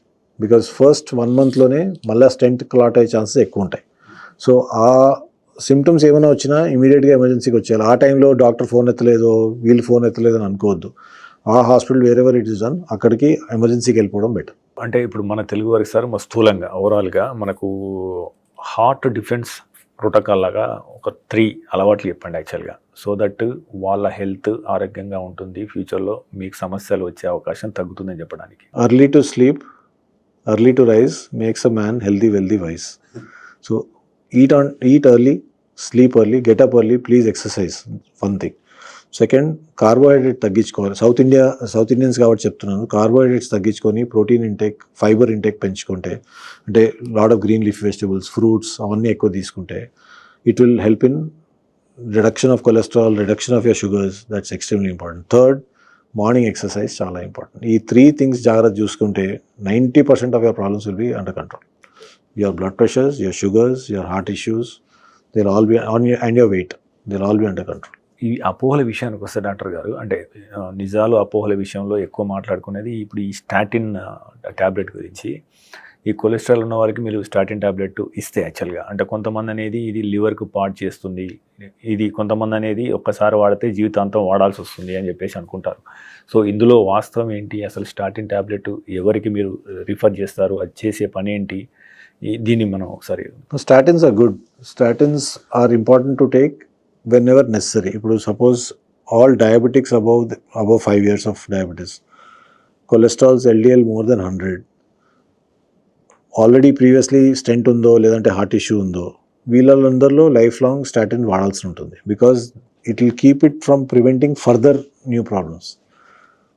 ఎవరిలో వేరే రిస్క్ ఫ్యాక్టర్స్ ఏం లేవు, LDL 110, 120 ఉంది, normally I ask them to change their life style. First life style change చేసిన తర్వాత, కష్టపడిన తర్వాత కూడా LDL తగ్గలేదో అప్పుడు మనం స్టాటిన్ వాడడం better. Otherwise generally it's better not to use. చాలామంది ఇప్పుడు CT స్కాన్స్ చేయించుకొనే వస్తున్నారు, వాళ్ళు CT కాల్షియం మోర్ దెన్ 100 ఉందనుకోండి, వాళ్ళు కూడా స్టాటిన్ వాడితే better. Because that it self means that already cholesterol deposition హార్ట్లో స్టార్ట్ అయింది కాబట్టి స్టాటిన్ వాడితే ప్రివెన్షన్ ఆఫ్ ఫర్దర్ ప్రోగ్రెషన్ అవుతుంది. ఇంకొక డాక్టర్ గారు, అంటే ఇప్పుడు మంచిది అని మన కొంతమంది ఇప్పుడు omega-3 కానీ ఫిష్ ఆయిల్ అని చెప్పేసి, సో ఇటువంటి కొన్ని సప్లిమెంట్స్ వస్తున్నాయి యాక్చువల్గా గుండెకి మంచిదని. అంటే ఇవి అంటే ఒక ఎక్స్పీరియన్స్ డాక్టర్గా చెప్పండి. సో అంటే ఇందులో ఫిష్ ఆయిల్ కావచ్చు, omega-3 ఫుడ్ కావచ్చు, మరియు ఇంకోటి Q10 అని చెప్పేసి ఇంకోటి కొన్ని వస్తున్నాయి, Q10. ఇవి ఎంతవరకు ఉపయోగపడుతుంది, ఇది ఎవరికి అవసరమో, అసలు అపోహలు వాస్తవాలు విషయాలు? ఇంట్లో రెగ్యులర్ మంచి ఫుడ్ తిని ఉంటే ఏది అవసరం లేదండి. First of all let be very frank, if suppose somebody is being very aggressive in terms of exercise, వాళ్ళు మల్టీవిటమిన్స్ డెఫినెట్గా అవసరం ఉంటాయి. మన బేసిక్ మల్టీవిటమిన్స్ మనము చిన్నప్పటి నుంచి చేసుకునేది పాలిబియాన్, న్యూరోబియాన్ అవన్నీ ఉంటాయి కదా, అవి వేసుకోవడం బెటర్. విటమిన్ D డెఫినెట్గా చెక్ చేసుకొని మనం, ఎందుకంటే we hardly get expose to sun, even though we are living in a sunny country, మన ఎక్స్పోజర్ చాలా తక్కువ ఉంటుంది. సో విటమిన్ D సప్లిమెంట్ చేసుకోవడం ఇంపార్టెంట్, బికాస్ బోనీ ప్రాబ్లమ్స్ తర్వాత రాకుండా. omega-3 fatty acids, CoQ10, they are not necessary for everybody. Suppose some people have significant deficiencies, then okay, but otherwise not necessary. So doctor గారు, అంటే యాక్చువల్గా మనం అంటే awareness కోసం, people awareness కోసము ఈ ఎమర్జెన్సీ ప్రోటోకాల్ గురించి మాట్లాడదాము. అంటే ఇప్పుడు మనం సాధారణంగా బండి వేసుకొని లేదా కార్ వేసుకొని పోతున్నాం, లేదా ఛాతీలో నొప్పి వచ్చింది, ట్రాఫిక్ మధ్యలో ఉన్నాం అనుకుందాం. సో ఆ టైంలో గుండె నొప్పి లాంటిది వస్తే what to do, how to do, actual అక్కడ చుట్టుపక్కల వాళ్ళు ఏం చేయాలి, అతను ఏం చేయాలా, లేదా ఇప్పుడు ఈ డిస్ప్లిన్ హాస్పిటల్ లాంటి ట్యాబ్లెట్లు జేబులో పెట్టుకుంటే బాగుంటుందా? సో మీరు ఏం చెప్తారు, what is the emergency protocol? See, discipline I think everybody should carry. Okay. If possible, or somebody already has a problem or is a diabetic, better to carry. Discipline is better than Ecosprin because Discipline is a dispersible tablet. అది dissolve చేసి మన oral aspirin gets absorbed from the oral mucosa also. So అది మనం తాగితే automatically that's the quickest action of aspirin. Second, if somebody has had a chest pain, please go to the nearby hospital. It does not need to be a big hospital. First go to the nearby hospital so that your SOS can be done. Basic emergency medication first icheste, that will save your lives more than you taking 1.5 hours to travel somewhere. In the meanwhile, major damage being done. So please reach a hospital which is close to you. Get your basic ECG done. Please believe the doctor, because half the problems start off with not believing the doctor. Let them give you the basic treatment, and then you can always call your people, your known to doctors, and then get things done. For people who are standbys, who see somebody collapse, I think everybody should learn CPR. Cardiopulmonary resuscitation అందరికీ రావాలి. ఆ సమస్య road మీద రావచ్చు, మన own ఇంట్లో రావచ్చు, మన ఫ్రెండ్స్కి రావచ్చు, మనం పార్టీలో ఉన్నప్పుడు ఎవరికైనా రావచ్చు. సో ఆ CPR మాత్రం ప్రతి ఒక్కరు నేర్చుకోవడము, I think it's the responsibility of schools and colleges to teach CPR at that stage. ఎందుకంటే అక్కడి నుంచి వస్తేనే లాంగ్ టర్మ్లో అది ఇన్కల్కేట్ అవుతుంది. సో అది CPR నేర్చుకుంటే we will be able to save more lives than anything else. ఒక అంశం చెప్పండి, అంటే మన యువకులు ఉన్నారు యాక్చువల్గా, ఇక్కడ ఒత్తిడి తట్టుకోలేక చాలామంది సిగరెట్లు తాగుతున్నారు, చుట్టుపక్కల మనం చూస్తూ ఉంటాం. యాక్చువల్గా వాళ్ళు ఏమంటారంటే, ఇంకా సమయం కాలేదు, నేను 40-50 లేదా వచ్చినప్పుడు బంద్ చేస్తా, సో ఇప్పుడు ఏం కాదు, నేను యంగ్ అని చెప్పేసి అనుకుంటారు కదా యాక్చువల్గా. సో వారికి ఉద్దేశిస్తూ మీరు చెప్పండి, so how it affects their heart? No, smoking or tobacco per se in any form, be it zarda, be it kaini, be it masalalu, whatever it is, not only heart and it is bad because it is the largest reason for cancer also. So once you start taking tobacco, it will affect every organ of your body, be it your arteries, be it your brain, be it your heart, be it the blood pressures, be it your obesity, be it cancer, of any organ, all this it can happen.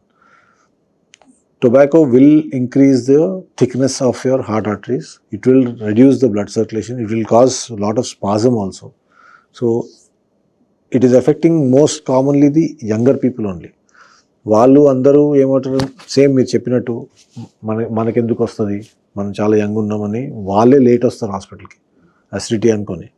Lot of them collapse at work, in hospital, in office, on roads, because they think it's only acidity and they go back again smoking. దాంట్లో problems వస్తాయి. So please do not smoke. I urge all young people to first stop smoking. It's a very bad habit. So doctor గారు, మీరు ఎన్నో వందల కేసులు, వేల కేసులు చూస్తుంటారు. సో ఫ్రమ్ దట్ అంటే మీకు చాలా క్రిటికల్ అనిపించింది కానీ, లేదా మీకు ఎక్కువ పేరు తీసుకొచ్చింది కానీ, లేదా మీకు ఎక్కువ సంతృప్తినిచ్చిన కానీ 1 or 2 కేసెస్ గురించి ఏమైనా చర్చించారు? చాలా టఫ్ అది. అంటే మోస్ట్ కామన్లీ మేము మా కొలీగ్స్ మేము కలిసి ఈ అక్యూట్ హార్ట్ అటాక్స్లో we formed a team where ఏ అటాక్ వచ్చినా పైసలు ఉన్నా లేకపోయినా ఆ టైంలో మేము ఉన్న హాస్పిటల్లో స్టార్ట్ చేసాం. Most of them ended up paying at the end of the day, but we brought the cost down significantly. చాలా లో కాస్ట్లో స్టార్ట్ చేసాము so that everybody can afford it. Time game చూడకుండా, మార్నింగ్ నైట్ చూడకుండా పనిచేసాం ఆ టైంలో. So there are days where 4 days I didn't go home operating on these people to save lives. That brought us the maximum fame and actually got us the maximum satisfaction also. Maximum satisfaction అడుగుతారా, Osmania medical కాలేజ్లో, Osmania general హాస్పిటల్లో poor పీపుల్కి help చేయడంలో వచ్చింది. Let me be very frank. That was the most selfless help that we ever did and we were learning also that time. So that was the best time in terms of career if you ask me. So అంటే what is the biggest gratitude you get in your life? అంటే మీకు ఏది? Osmania general hospital. Osmania రూపాయలు లేకుండా చేసినప్పుడు మీరు దేవుడు sir అని దండం పెడతాను. Osmania general hospital. ఇంకో డాక్టర్, క్రూషియల్ ఏంటంటే ఇప్పుడు మనకు actually inflation growing at 6%, but medical inflation at 15% అని చెప్పేసి అంటాం యాక్చువల్గా. సో ఇవి రోబోటిక్స్ కానీ లేకపోతే కొత్త టెక్నాలజీలు వచ్చిన తర్వాత కాస్ట్ అబ్సల్యూట్గా పెరుగుతూ ఉంటుంది యాక్చువల్గా. అఫోర్డబిలిటీ ఉండి సో హెల్త్ ఇన్సూరెన్స్ తీసుకుని వాళ్ళకు మీరు ఏం చెప్తారు? So what is the importance of health insurance for the future? ఆనెస్ట్గా చెప్పను, I tell all my patients who I think will become potential patients because of their habits and all that, or people who have already developed something, to push up their limits to the highest limits that they can afford at that point. When I started practice, అప్పుడు 2.5-3 lakh bills చాలా పెద్దగా అనిపించాయి. ఇప్పుడు 25 lakh bills కూడా చాలా తక్కువ అనిపిస్తున్నాయి. Let me be very frank, I'm not. And ఆ 25 lakhsలో హాస్పిటల్ కూడా పైసలు రావండి. It's majorly equipment cost. ఇప్పుడు ఆ వాల్ రీప్లేస్మెంట్ అని అంటామా, it cost around 15 to 18 lakhs. Hospital దానిలో 1.5 lakh కూడా రాదు. 15 lakhs will be the cost of the equipment which will go to the companies, and that the doctor cannot do anything about. So ఆ పేరు వచ్చేది డాక్టర్కి వస్తుంది అనుకుంటారు కానీ it's all basically equipment cost that is majorly a problem, and that cannot come down because technology is there. It will come down over a period of time. It will come down, but there will be some other new technology which will come again, which will be costlier. So it is better to have very high insurance levels, because at some point if you need it, it is better to be safer than sorry later on, because those costs cannot be afforded later on. సో అందరు ఖచ్చితంగా తీసుకోవాల్సిందే. It's better, always better. MedPlus లో అదే medicine, అదే quality, marketing, distribution, ఇంకోటి అంటూ వీళ్ళకి అదనపు ఛార్జీలు ఉండవు. అందువల్లే 50 to 80% డిస్కౌంట్ లో మనకు అందిస్తున్నారు. సో ఫైనల్గా సార్, అంటే మీకు 3 దశాబ్దాల అనుభవం ఉంది. సో మీరు అన్నది ఏంటి అంటే this is the right time to be A cardiologist అంటే అని చెప్పేసి అన్నారు కదా. అంటే కొద్దిగా దీన్ని చేయండి. సో అంటే ఇప్పుడు చదువుతున్న ఎంబీబీఎస్ చదువుతున్న వాళ్ళకు ఒకవేళ కార్డియాలజిస్ట్ కావాలనుకుంటే అంటే ఎవరికి సూట్ అవుతుంది, what to expect here, so ఎటువంటి ఛాలెంజెస్ ఉంటాయి, దేనికి సిద్ధం కావాలి, how to become a best cardiologist అని అంటే మీరు ఏం చెప్తారు సార్? ఫస్ట్ ఇంట్రెస్ట్ ఉండాలి. ఆ ఇంట్రెస్ట్ ఉంటే ఆటోమేటిక్గా హార్డ్ వర్క్ చేస్తాము. You have to be willing to work extremely hard. You have to be willing to come at a time where you'll have to probably sacrifice your family time to come and save somebody's life, because this is emergency ఉంటుంది. So మన family time అన్ని sacrifice చేసి చాలాసార్లు మన నిద్ర sacrifice చేసి రావాల్సి వస్తుంది. ఫేమ్ చాలా వస్తుంది, money you will get in any profession nowadays అండి. You sell one piece of land and you'll become richer than anybody else. But the amount of fame and the amount of satisfaction you will get as a cardiologist, you will not get in most of the other fields, because in 15 minutes మీరు ఒక ఫ్యామిలీని save చేస్తారు. ఒక మనిషిని save చేశారంటే వాళ్ళ ఫ్యామిలీని save చేస్తున్నాడు. ఆ 15 నిమిషాల్లోనే మొత్తం లైఫ్ అండ్ డెత్ డిఫరెన్స్ వస్తుంది. సో ఆ డిఫరెన్స్ మీకు ఏ దాంట్లో రాదు ఇంకా. And it's an extremely exciting. If you ask me next జన్మలో కూడా అడిగితే మాత్రం మళ్ళీ కార్డియాలజిస్టే అవుతాను నేను.